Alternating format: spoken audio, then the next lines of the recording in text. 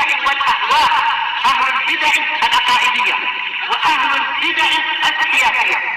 نقول بيننا وبينكم السلف، بيننا وبينكم الكتب، كان فيقول البدع. Warahmatullahi wabarakatuh.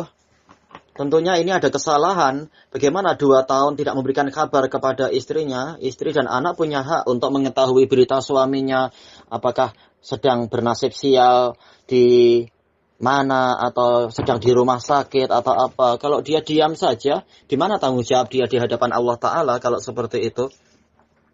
Tayyib. Makanya si istri, bagaimana, apakah si istri berhak untuk menuntut cerai? Terjadi perselisihan di kalangan ulama. Yang Anda tahu semuanya mengatakan berhak, tetapi setelah berapa tahun, ini khilaf. Pendapat jumhur mengikuti pendapat Umar ibn Khattab radhiyallahu anhu adalah 4 tahun. Kalau 4 tahun tidak ada berita sama sekali, sudah diusahakan dicari, bukan tidak diusahakan, sudah diusahakan dicari, ternyata tidak ada informasi, dia berhak menuntut cerai. Dan hakim dengan ijtihadnya boleh untuk menceraikan itu. Yang lain mengatakan boleh kurang dari 4 tahun. Yang lain mengatakan 40 tahun. Yang lain lagi mengatakan 70 tahun.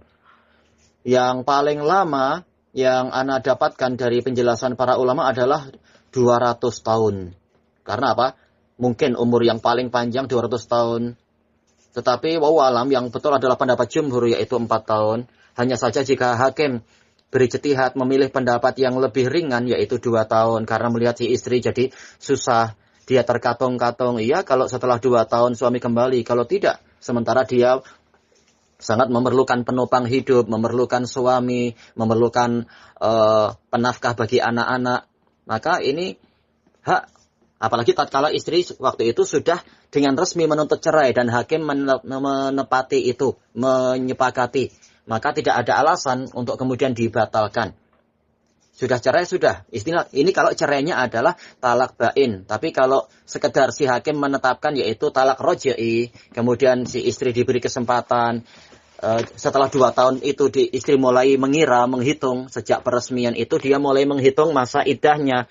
Selesai masa iddah, ternyata suami tidak datang juga, maka menjadi talak bain, maka ya sudah, ini bukan suami istri lagi.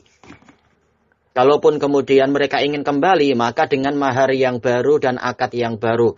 Akad baru dan mahar yang baru.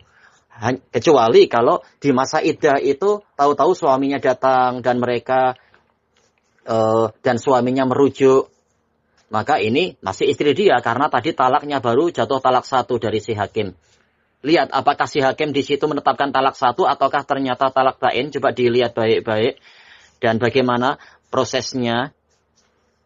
Lihat, kalau ikut pendapat jumhur, yaitu talak 3 jatuh 3, berarti ya memang apa? Memang talaknya langsung talak bain. Tapi kalau hakimnya dengan kebijaksanaan tidak langsung membuat talaknya adalah talak bain, yaitu 1 per 1, ini bagus.